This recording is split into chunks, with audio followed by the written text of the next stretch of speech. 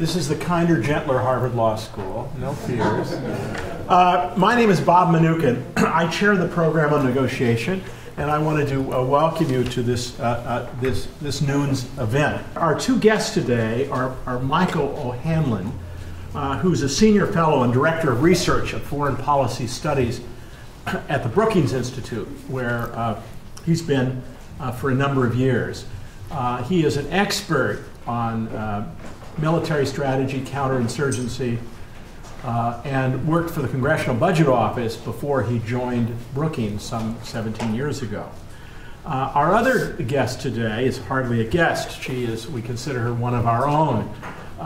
Hassina Sherjan is at the Kennedy School, where she's getting a master's, is that right? Mid-career master's degree. But most fundamentally, she's been president of an NGO called Aid for Afghanistan Education, and she has been a champion of expanding the educational opportunities for women in Afghanistan. They have together written a book that is available for purchase and that I commend to you, called Toughing It Out in Afghanistan. It's a Brookings paperback, which I've read, and is a very thoughtful analysis that I think, if one wants to be informed about this longest war, I commend it to you. The terrible dilemma that the American government faces is that what you're arguing for essentially is nation building.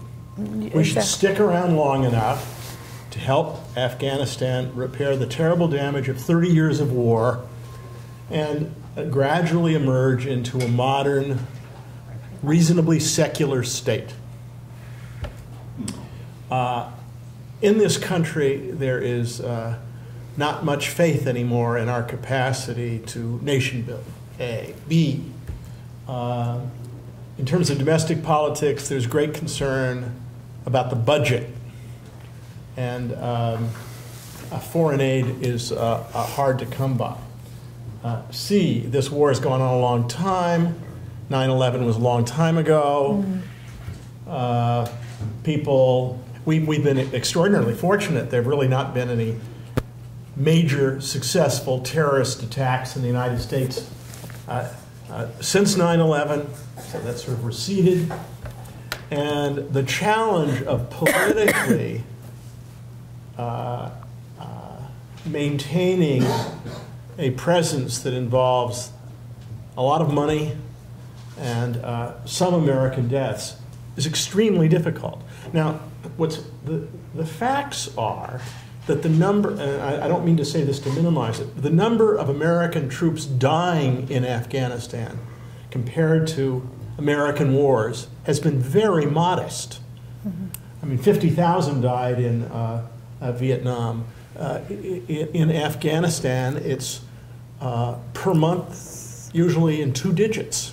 The question I would put, I understand that your view is we've got to be there for the long run, and that we should resist the temptation of kind of having a fig leaf that allows us to go away.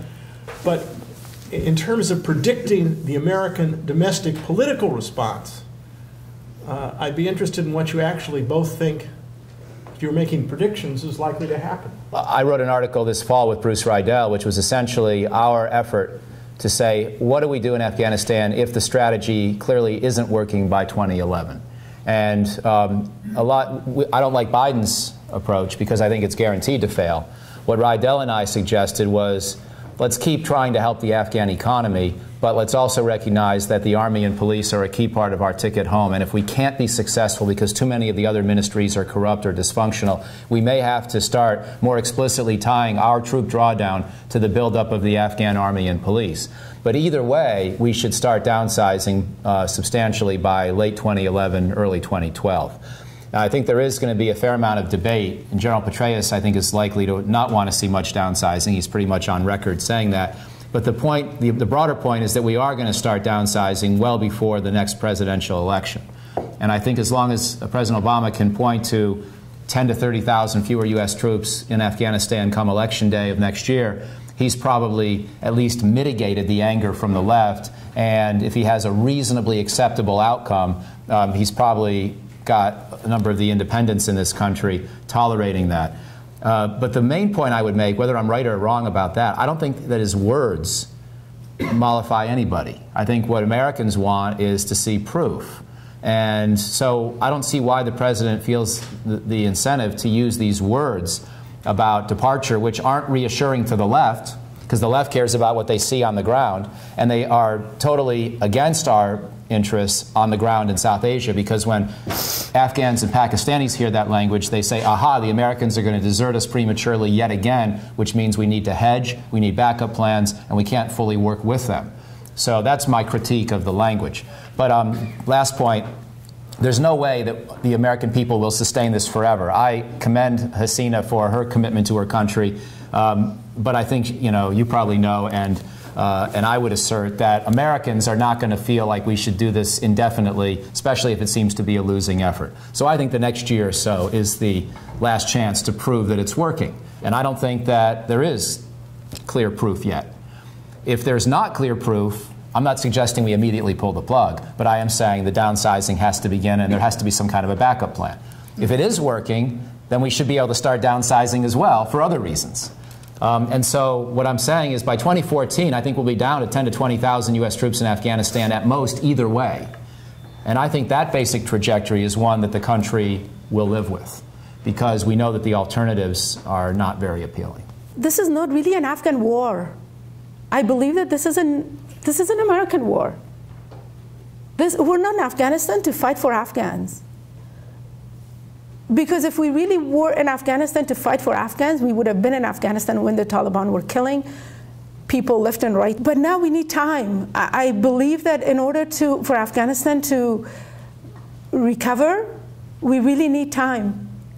And a strong commitment from US and from the international community. Because if somebody